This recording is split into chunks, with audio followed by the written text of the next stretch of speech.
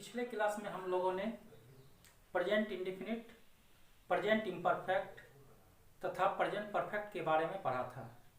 आज हमारा चैप्टर है present perfect continuous. Present perfect continuous.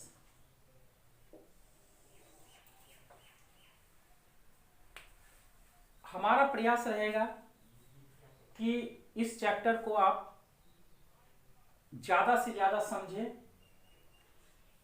और मैं पूरा प्रयास करूंगा कि अगर आप अंतिम तक इस वीडियो को देखते हैं तब आप आसानी से इस चीज को आप समझ सकते हैं।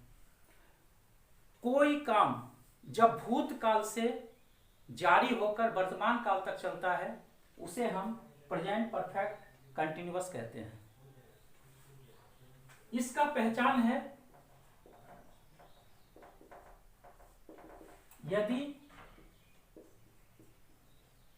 किसी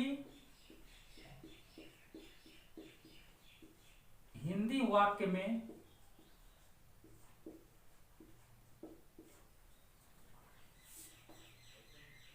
क्रिया के अंत में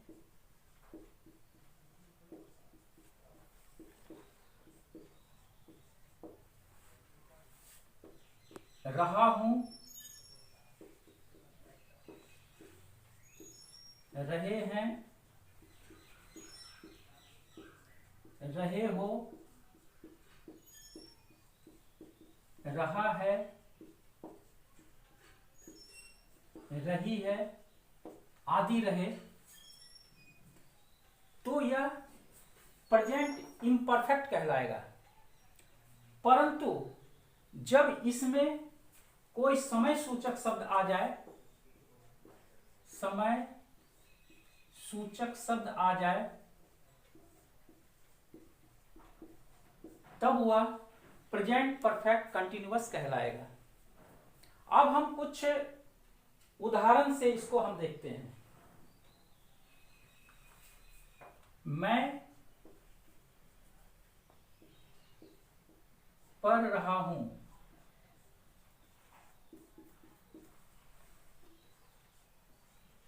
मैं 2 घंटे से पढ़ रहा हूं, मैं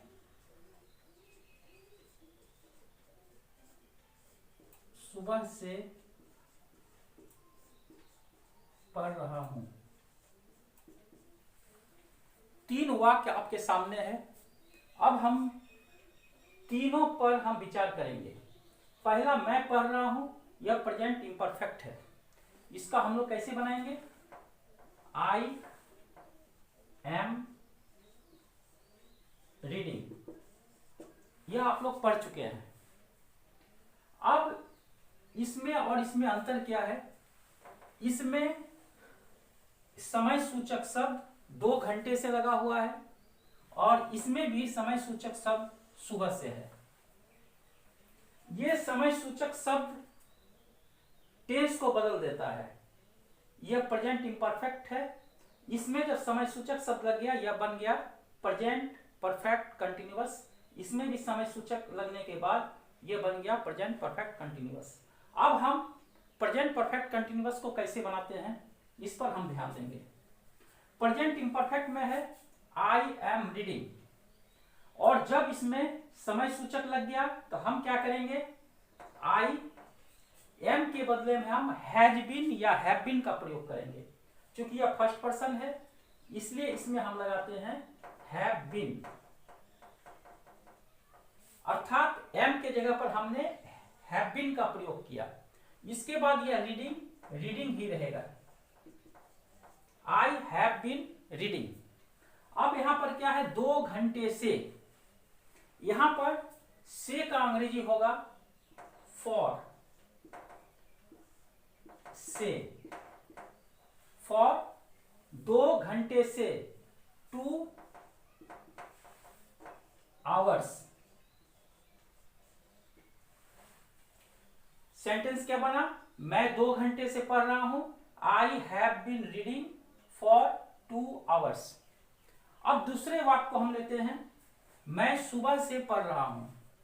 इसमें भी समय सूचक है, हम क्या बनाएंगे, आई हैव बीन रीडिंग। अब इसमें सुबह से पढ़ रहा हूं, यहां पर से का अंग्रेजी होगा सिंस। सिंस मॉर्निंग, यहां पर से का अंग्रेजी हो गया सिंस। अब यहां पर एक जगह फॉर का मीनिंग हो गया से, दूसरी जगह सिंस का मीनिंग हो गया से। अब हम इस पर विचार करेंगे कि फॉर कहां लगेगा और सिंस कहां लगेगा, इस पर हम ध्यान से देखेंगे।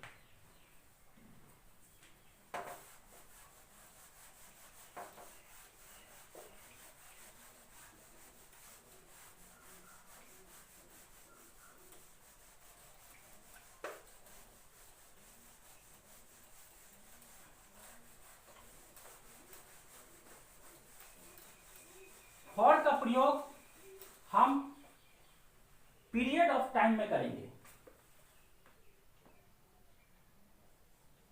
फॉर का प्रयोग हम पीरियड ऑफ टाइम में करेंगे और सिंस का प्रयोग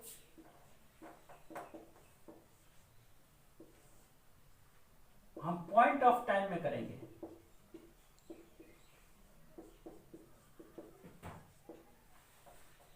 अब पीरियड ऑफ टाइम में क्या आता है और पॉइंट ऑफ टाइम में क्या आता है, यह हमें देखना होगा। फॉर में अगर कहा जाए घंटों से,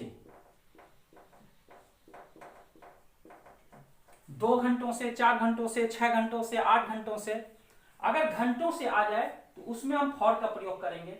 और अगर यहां पर बजे से आ जाए, 4 बजे से, 6 बजे से, 8 बजे से, तब हम सिंस का प्रयोग करेंगे।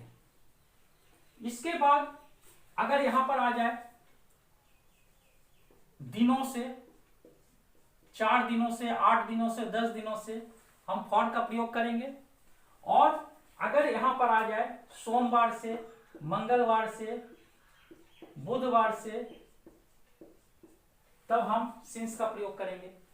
इसके बाद अगर रहे महीनों से, 4 महीनों से, 6 महीनों से, तब हम फॉर का प्रयोग करेंगे। और यदि जनवरी, फरवरी, मार्च, अप्रैल किसी भी महीने का नाम आ जाए तब उसमें हम सिंस का प्रयोग करेंगे। अगर यहां रहे वर्षों से तो हम फॉर का प्रयोग करेंगे। और अगर रहे 2015 से, 2018 से, 20 से, तब हम यहां पर सिंस का प्रयोग करेंगे। इसके अलावा पॉइंट ऑफ टाइम में सुबह से, शाम से, दोपहर से, रात से या बचपन से इसका प्रयोग होगा। तो इस चार्ट को हमें भली भांति समझ लेना है और इसको ठीक से हमको पढ़ लेना है, तब प्रेजेंट परफेक्ट कंटिन्यूअस बनाने में आपको किसी तरह की कोई कठिनाई नहीं होगी। आशा है आप इस चैप्टर को अच्छी तरह समझ गए होंगे। अगर कहीं पर कोई दिक्कत हो तो आप मुझे कमेंट कर सकते हैं। Thank you.